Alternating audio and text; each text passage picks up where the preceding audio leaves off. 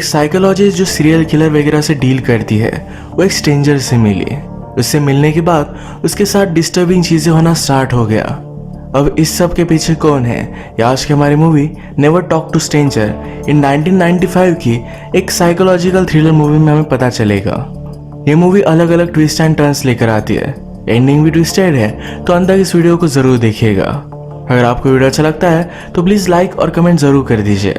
अब बिना किसी तरीके एक्सप्लेनेशन स्टार्ट करते हैं। मूवी स्टार्ट होती है और हमारी मेन कैरेक्टर सारा, जो एक साइकोलॉजिस्ट है, एक सीरियल किलर के साथ बात कर रही थी। सारा ने कहा, तुम्हें एक टीनेजर ने मर्डर करते हुए देखा था। किलर कहता है कि वो एक प्रोस्टिट्यूट है, वो पैसों के लिए कुछ भी बोल देगी। सब मिलकर मुझे फंसाने की कोशिश कर रहे हैं। सारा यहाँ किलर की मेंटल स्टेट एसेस करने के लिए आई हुई थी। उसे लगता है कि किलर को मल्टीपल पर्सनैलिटी डिसऑर्डर की बीमारी है। ये कंफर्म करने के लिए यहाँ वो आई हुई थी। किलर कहता है, मुझे कुछ आवाजें सुनाई देती है जो मुझे कुछ करने के लिए कहती है, कभी कभी टीवी से, कभी कभी वॉल्स में से। सारा का टाइम खत्म हो गया और यहाँ से वो चली जाती है। किलर इस पर चिढ़ गया था। इसके बाद सारा अपने फ्रेंड क्लिफ के साथ, जो एक आर्टिस्ट है, उसका एग्जीबिशन देखने के लिए आई हुई थी। ये एग्जीबिशन बॉन्डेज या उस टाइप की कुछ दर्दनाक फोटोज का है। सारा कहती है कि कुछ लोग होते हैं जो सचमुच में ये सब चीजें करते हैं। सारा को यह अच्छा नहीं लग रहा था तो उसका फ्रेंड क्लिफ उसे ड्रिंक ऑफर करता है। इन दोनों में बहुत ही अच्छी सी फ्रेंडशिप है। बातें करते करते ये दोनों घर आ गए। सारा का फ्रेंड क्लिफ ये उसका नेबर भी है। वो सारा को स्मेल करता है, कहता है, आज तुम्हारी खुशबू बहुत ही अच्छी आ रही है। वो उसके साथ इंटीमेट होना चाहता था। सारा कहती है, तुम मुझे फ्रेंड की तरह ही लगते हो। क्लिफ ने कहा, जब तुम यहाँ मूव हुई थी तब हम दोनों इंटीमेट हुए थे, तब तो मैं तुम्हें फ्रेंड की तरह नहीं लगा था। सारा ने डोर बंद कर इस बात को टाल दिया। इसके बाद नेक्स्ट सीन में किलर का लॉयर सारा के पास आया हुआ था। सारा ने अब तक किलर के बारे में जजमेंट दिया नहीं है, तो इस वजह से उसका लॉयर बहुत ही गुस्सा था। सारा अपने आप को एक्सप्लेन करते हुए कहती है कि शायद उसे भूलने की बीमारी है, या उसे मल्टीपल पर्सनैलिटी डिसऑर्डर भी हो सकता है। जब तक मैं श्योर नहीं तब तक मैं कोई भी जजमेंट नहीं देने वाली। इस किलर ने लड़कियों को मारने से पहले उनका रेप भी किया था। किलर के लॉयर को लगता है कि सारा एक वुमन है, तो ये बात उसके लिए शायद पर्सनल हो सकती है। इसी वजह से वो किलर को ज्यादा से ज्यादा सजा दिलवाना चाहती है। वो गुस्से में ही यहाँ से चला गया। रात में सारा अपने लिए ड्रिंक बाय करने के लिए आई हुई थी। उसने एक बॉटल ली, तभी स्ट्रेंजर ने उससे कहा कि सही चॉइस नहीं है, इसके अलावा तुम कुछ और ट्राई करो। इन दोनों को ड्रिंक्स के बारे में बहुत ही ज्यादा नॉलेज था। इस स्ट्रेंजर ने उसे ड्रिंक के लिए बुलाया। सारा कहती है, मैं तुम्हें जानती भी नहीं। वो अपने आप को इंट्रोड्यूस कराता है। उसका नाम था टोनी। सारा उसे इग्नोर कर देती है। थोड़ी देर में वो उसे इसी शॉप में मिलता है। टोनी कहता है, पहचाना, मेरा नाम टोनी, हम मेन सेक्शन में मिले थे। टोनी ने कहा कि मैं यूजुअली ऐसा कुछ भी करता नहीं, पर इस टाउन में मैं नया हूँ और मुझे फ्रेंड्स की जरूरत है। सारा कहती है, तो किसी और को फ्रेंड बना लो। टोनी ने कहा कि मैं एडमिट करता हूँ, तुम मुझे बहुत ही ज्यादा अट्रैक्टिव लगती हो। अगर तुम्हें लगता है मुझे तुमसे बात नहीं करनी चाहिए या मैं कोई लिमिट क्रॉस कर रहा हूँ तो वैसा मुझे बता दो, मैं यहाँ से चला जाऊंगा। पर सारा ने ऐसा कुछ भी नहीं कहा। सारा पूछती है, तुम्हारे पास की वाइन की शेयर की है? कहता है कि 61 की। सारा पूछती है, क्या तुम्हें लगता है क्या एक वाइन से तुम मुझे इम्प्रेस कर सकते हो?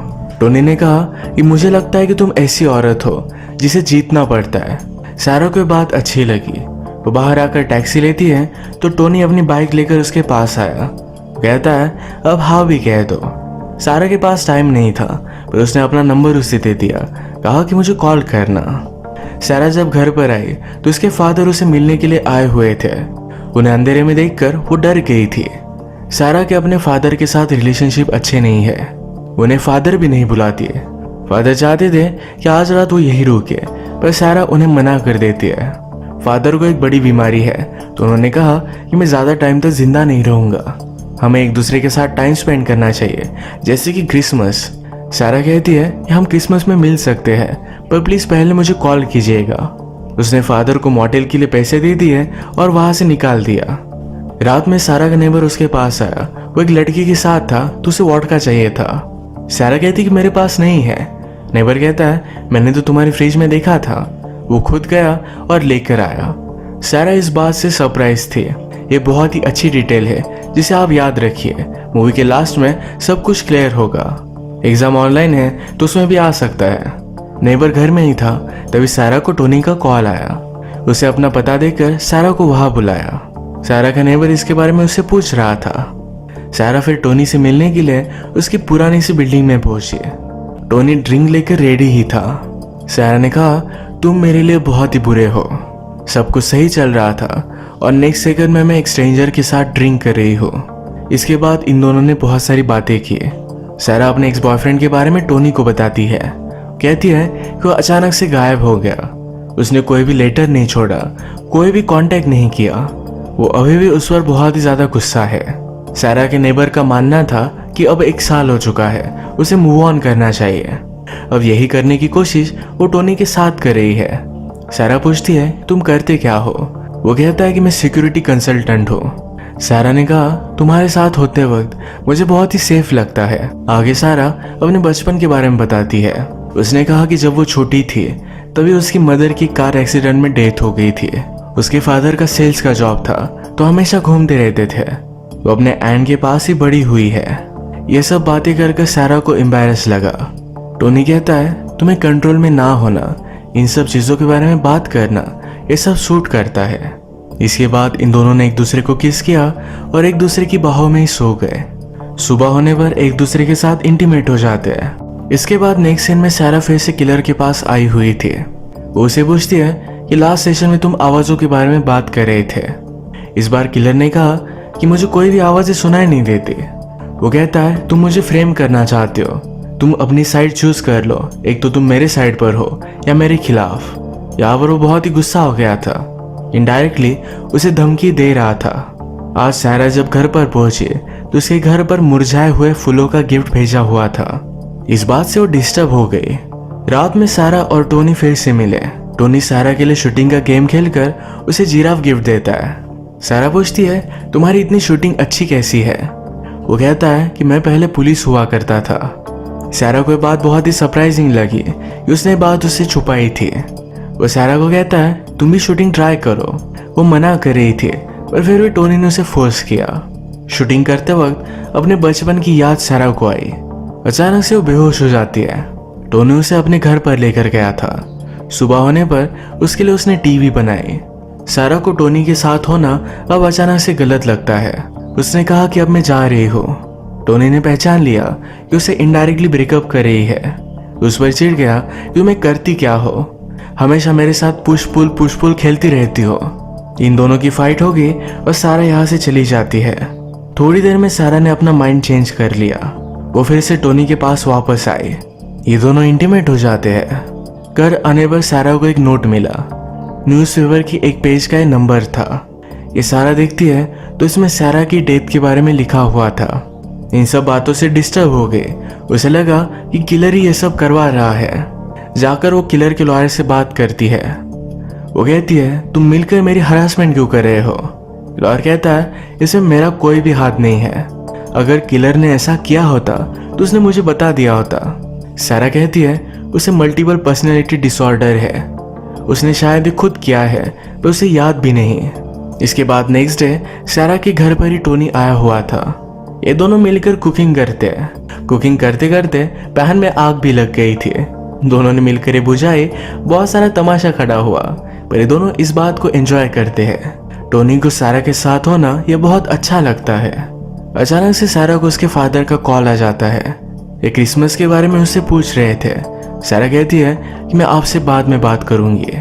टोनी ने नोटिस किया कि अपने फादर से बात करते हुए डिस्टर्ब हो गई थी। उसने कहा कि अगर तुम चाहो तो क्रिसमस में मैं तुम्हारे साथ रह सकता हूँ, तुम्हें सपोर्ट करने के लिए। सारा नहीं चाहती कि उसके फादर से वो मिले। टोनी को अजीब लगता है। टोनी ने घर में ही सारा के एक्स बॉयफ्रेंड की फोटो नोटिस की। उसको गायब हुए 1 साल हो चुका है पर फिर भी उसके घर में फोटो क्यों है, इस बात को लेकर टोनी अपसेट हो गया। सारा कहती है, इस फोटो को रखना मैं भूल गई थी। इन छोटी छोटी बातों को लेकर तुम उसे फाइट मत करो। टोनी भी इस बात को इग्नोर कर देता है। अगले दिन जब सारा फिर से काम से वापस आए तो उसकी कैट को मारकर उसे गिफ्ट कर दिया गया था। इस बात से वो बहुत ही ज्यादा डर गए और पुलिस के पास जाती है। पुलिस ऑफिसर के पास बहुत सारे केसेस थे तो उसे हेल्प नहीं करता। कहता है तुम एक प्राइवेट डिटेक्टिव हायर कर लो, ऐसे केसेस में वो तुम्हें ज़्यादा हेल्प कर सकते हैं। सारा उस पर भी गुस्सा हो गई। आज उसे टोनी के सहारे की बहुत ज़रूरत थी। उसे वो कॉल नहीं कर पाए क्योंकि वो आउट ऑफ टाउन था। मॉर्निंग में टोनी सारा के घर पर आया पर सारा कहती है अब बात करने के लिए अच्छी टाइमिंग नहीं है। वो उसे वहाँ से कटाना चाहती थी। टोनी मानता नहीं और घर में आ जाता है। घर में ऑलरेडी सारा का नेबर था। वो गुस्सा होकर पूछता है कि ये क्या यहाँ कर रहा है। सारा ने कल रात के बारे में उसे सब कुछ बताया। वो कहती है कि एज अ फ्रेंड मेरे पास आया हुआ था। टोनी गुस्सा होकर नेबर को वहां से निकाल देता है। सारा टोनी पर अब भी ट्रस्ट नहीं करती। उसे लगता है कि क्या टोनी ने उसे भेजी। उसे फूलों के बारे में भी वही लग रहा था। टोनी ने बात पहचान ली, उसे कन्फ्रंट करता है। सारा उसके बारे में ऐसा सोचती है तो उसे बहुत ही बुरा लगा। कहता है शायद तुम मुझ पर ट्रस्ट कर पाती है। हर्ट होकर वहां से वो चला गया। नेक्स्ट सीन में हम देखते हैं सारा ने प्राइवेट इन्वेस्टिगेटर हायर कर लिया है। वो इसकी हेल्प से टोनी पर नजर रखेगी। जब नेक्स्ट टाइम वो टोनी के साथ डेट पर आई हुई थी, इस बार वो प्रॉपर शूटिंग के लिए चलते हैं। टोनी कहता है तुम तो गन से बहुत ही डरा करती थी। सारा ने कहा कि अब नहीं डरूंगी। सारा चाहती तो है कि वो टोनी पर ट्रस्ट कर पाए तो उससे पूछती है मैं कैसे सीख सकती हूँ। टोनी कहता है कि अब मैं बिना किसी डर के नीचे गिरूंगा।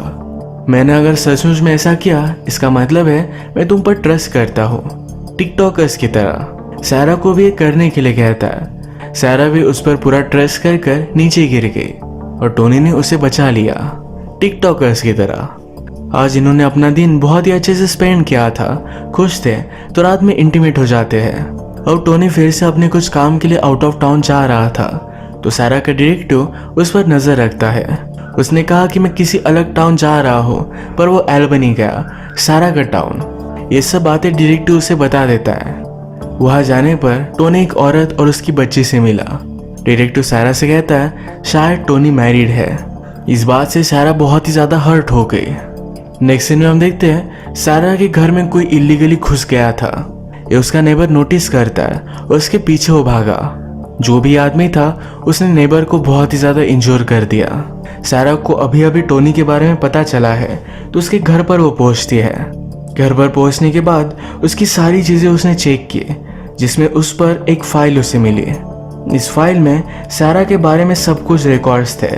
वो किस हाई स्कूल में गई थी, उसकी मदर के साथ क्या हुआ था, ये सब कुछ यहाँ दिया गया है। सारा को फिर से फ्लैशबैक में याद आता है उसकी मदर की डेथ सीढ़ियों से नीचे गिरकर हुई थी। वो इस बात से डिस्टर्ब हो गई। थोड़ी देर में टोनी यहाँ पहुंच गया। सारा कहती है मुझे अचानक से काम याद आया। वहां से वो चली जाती है। सारा जब घर पर आई तो उसके वॉल्स पर लिखा था तुम मर जाओ। इस बात से वो और भी ज्यादा डिस्टर्ब हो गई।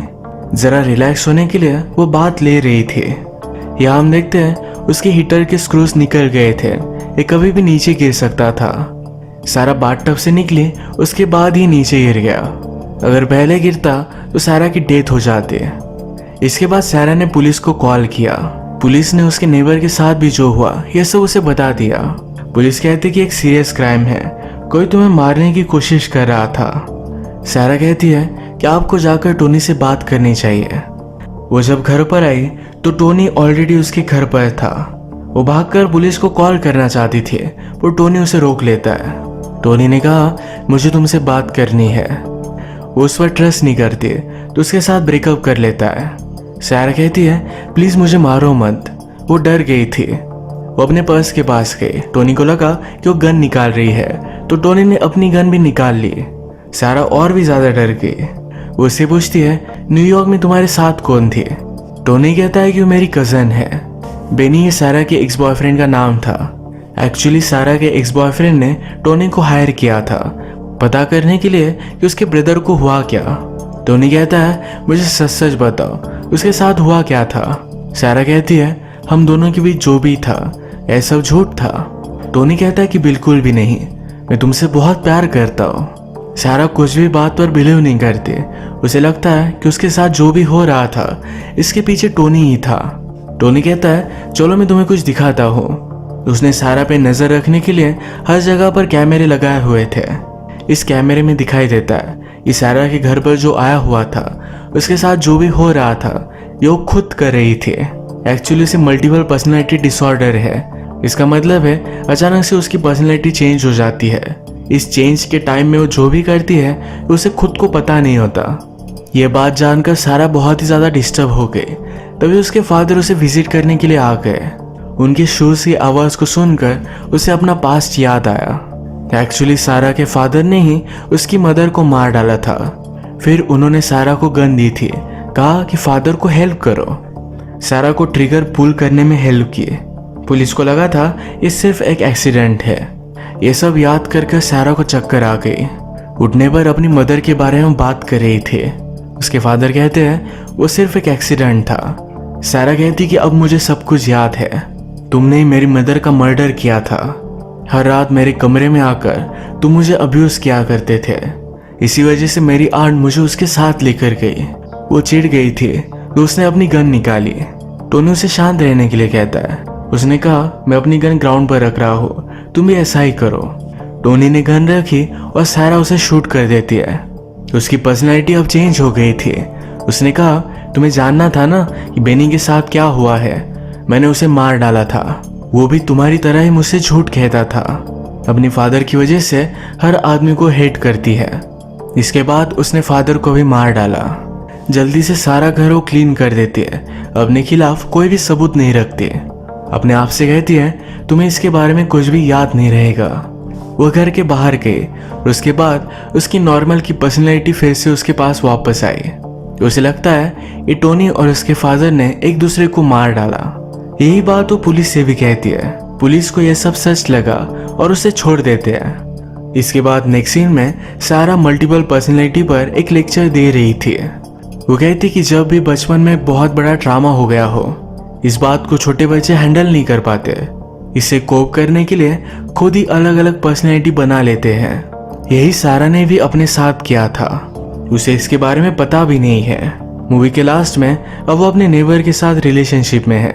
इसी तरीके से ये मूवी हमें गेस करता हुआ छोड़कर चली जाती है। ये मूवी एक बहुत ही डेंजरस कैरेक्टर की ग्लिम्स थी। मूवी में हमने देखा था कि सारा के फ्रिज में अल्कोहल थी, उसे पता भी नहीं था। इसका रीजन यही है कि उसे मल्टीपल पर्सनैलिटी डिसऑर्डर है। इसी पॉइंट के साथ आज का वीडियो हम खत्म करते हैं। अगर आपको अच्छा लगा तो प्लीज़ इसे लाइक कर दीजिएगा। बहुत सारी मूवीज लेकर आता रहता हूँ तो प्लीज़ इस चैनल को सब्सक्राइब कर दीजिए और बेल नोटिफिकेशन आइकन दबाना मत भूलिएगा। हम फिर से मिलेंगे और एक नई मूवी के साथ। तब तक के लिए थैंक यू। आप अपने आप का ख्याल रखिए।